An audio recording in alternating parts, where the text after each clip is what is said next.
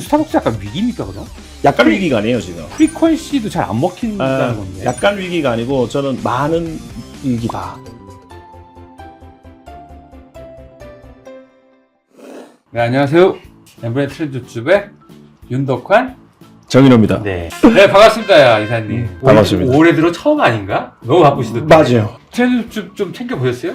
네, 거의 보는 편은. 본부장님이 나오셔가지고. 저희 본부장님 나오셨더라고요. 네, 계란 많이 팔았어요? 계란은 좀 팔았죠. 아 그래요? 데이터 굉장히 괜찮았습니다. 아니 그게 저는 사실은 오늘 방송 망했네 막 이랬는데 네. 그걸 본 몇 분이 의외의 데이터다. 네. 이렇게 얘기하시는 분 계시더라고. 네. 보니까 전문가적 식견이 아주 잘 녹아 있다고 저는 그렇게 판단했습니다. 정말 네. 본부장님이라고 얘기해놨는데 오늘은 이제 QSR 리포트가 네. 나와서 보고서를 중심으로 한번 외식산업도 진단을 해보고 지금 불황이잖아요. 그렇죠. 불안이죠. 여기 시사해주는 바가 꽤 많은 것 같아요. 네. 그래서 그 얘기를 한번 해볼까 합니다. 네. 자, 일단 커피 시장부터. 네. 이 커피 시장이 주춤해요.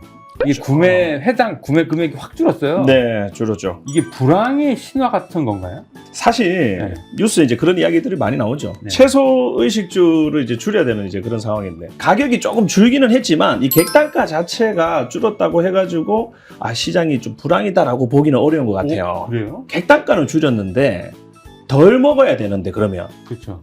근데 또 자주 가. 오히려 더 자주 간 것처럼 보여요.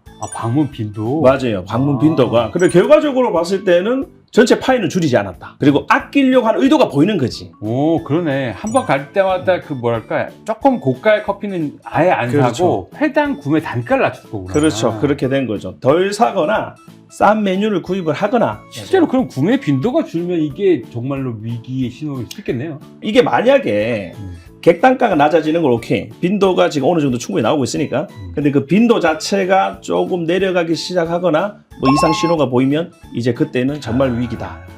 그렇게 되게 보여주고 중요한 있습니다. 데이터네요. 네. 근데 이 커피 데이터를 보니까 여름에 한창 강력함을 휘날렸던 메가 커피나 네. 컴포트 커피가 네. 2분기, 3분기 성장하다가 4분기에 주춤하는데 맞아요. 전통적인 4분기의 강자가 스타벅스잖아요. 그렇죠. 스타벅스가 이게 강자. 4분기에 이전에 고전하던 스타벅스가 다시 성장한다 이런 건가요? 그럼? 저는 이렇게 봤어요. 커피 시장 자체가 2Q, 3Q. 그 여름철에 약간 더울 때 더 올라오는 건 당연한 거고 그렇죠. 지금 좀 떨어졌는데 그게 정상적인 흐름인 거예요. 정상적인 흐름인데 이 객단가가 원래 낮은 브랜드야. 그 중에서 이제 메가커피 객단가가 낮고 가성비를 중요시 하는데 얘네들이 많이 팔리면 팔릴수록 아까 앞서서 말씀드렸던 객단가가 떨어져요. 그래서 시장 자체가 좀 주춤하고 있는 모습들로 보여지기는 하는데 빈도 자체는 괜찮다라는 거고 스벅을 좀 말씀을 드려보면은 프리퀀시 때문에 올라와야 돼. 원래. 4분기 프리퀀시 때문에 확 올라오잖아요. 근데 재작년에 대비해가지고 덜 올라왔다. 전분기 대비해가지고 보면 안 되고 전년 동기에서 봐야죠. 당연히 올라와야지. 올라오는데 덜 올라왔다. 스타벅스 약간 위기입니까 그럼? 약간 위기가 아니에요 지금. 프리퀀시도 잘 안 먹힌다는 건데. 약간 위기가 아니고 저는 많은 위기다. 커피만 강조해갖고는 스타벅스가 약간 위기일 수 있다는 그렇죠. 거예요. 그럼 결국은 콜라보 같은 걸 해야 된다는 뜻이에요? 일단 성과가 안 좋기 때문에 뭐라도 하려고 하는 거예요. 성과가 안 좋기 때문에. 원래 이제 스타벅스 자체가 디저트류나 음료하고 거의 반반? 음료가 조금 더 높거나 그랬을 거예요. 근데 이제 그 부분들이 다양성을 좀 확대해가지고 조금이라도 더 방문하게끔 만들려고 하는 의도인 거죠. 그걸로 따져보면 저는 그건 것 같아요. 투썸인 것 같아요. 투썸. 투썸. KK. 맞아요. 케이크의 질이 좀 괜찮아, 이게 보면은. 맞아. 그게 약간 커피 브랜드인데 빵을 이렇게. 그렇죠. 매출 자체가 디저트류가 많이 높고 케이크의 비중이 높아요. 우리 와이프가 연말에 돼가지고 크리스마스 때 성탄 우리끼리 파티를 하자. 투썸 가서 케이크를 사오래. 맞아. 그래서 특별한 날에 먹는 거, 그거는 투썸이다. 그거를 데이터로 확인할 수 있습니다. 12월에 데이터가 엄청 많이 높아졌어요. 투썸을 보면. 네, 투썸 보면은. 그래서 지금 불황인 상황 속에서 가성비 커피가 대세였는데 투썸 굉장히 선방한 거예요. 그러면 여기 되게 중요한 불황을 타개한 하나의 전략적인 힌트를 줄 수도 있겠네요. 그렇죠. 자, 이 커피 시장은 대략 그렇게 정리가 될 것 같고 여기 보시면은 치킨 시장은 이 앞날이 좀 어둡습니다.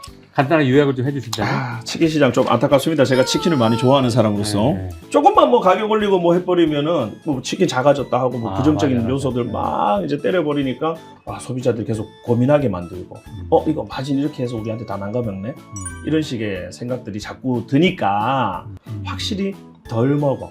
구매자가 이탈을 했는데 그 구매자 이탈이 완전한 이탈은 아니야. 그게 완전한 이탈일 수는 없어. 그냥 뜨문뜨문 덜 먹기 시작하니까 그 구매자 이탈로 이제 보여져 버리는 거죠. 결국에는 구매 빈도가 늘어져 있다. 그러니까 데이터를 보니까 사실 배달비 이슈 때문에 배달이 좀 줄고 있었잖아요. 그죠, 맞아요. 이 감소 원인은 그 세 가지로 한번 보면은 치킨을 먹는 루트는 매장에서 먹느냐, 그렇죠. 배달이냐, 그렇죠. 그리고 테이크아웃 포장이냐 이제 요 세 가지인데 배달하고 매장은 선방을 했어요, 사실. 배달비를 사람들이 지불해가지고 한다는 건가? 근데 이제 할인 쿠폰을 많이 좀 아. 뿌렸죠. 근데 또 웃긴 게 할인 쿠폰이 자기네들이 뿌린 것처럼 하는데 또 프랜차이즈에서 그거를 부담을 했다. 네. 결국에는 그게 또 소비자 부담으로 돌아온다 이런 이야기들을 하더라고요. 그래서 이 배달을 선방을 하면서 보니까 포장은 원래는 포장해가면 더 쌌어. 2,000원, 3,000원이 더 쌌기 때문에 포장을 했는데 이 쿠폰 받고 이러다 보니까 배달이 더 싼 것처럼 느껴버리는 거예요. 그래서 배달은 하고 포장을 완전히 이제 안 하게 된 거죠. 그래서 배달을 그렇게 방어를 한 게 아니지, 치킨 시장을.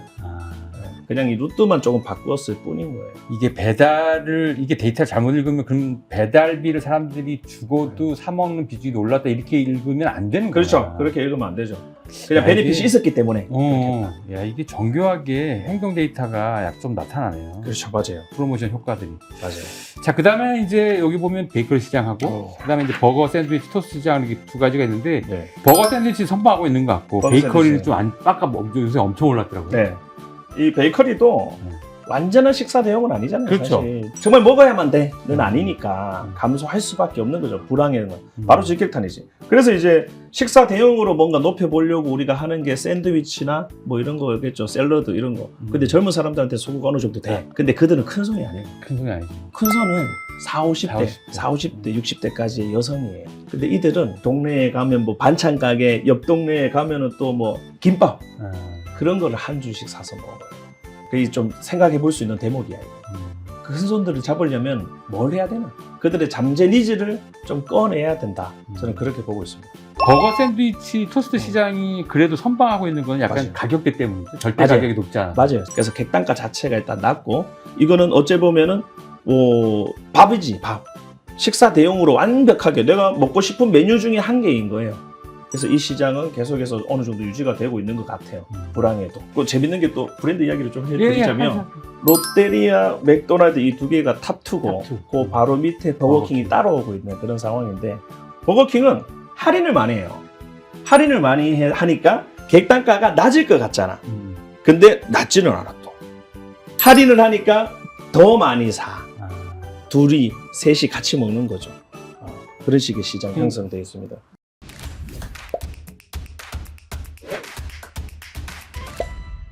QSR 리포트로만 봐도 뭔가 네. 솔직히 말씀드리면 좀 답답합니다. 네. 약간 불황의 그림자가 이렇게 드리워져 맞아요. 있는 느낌이에요.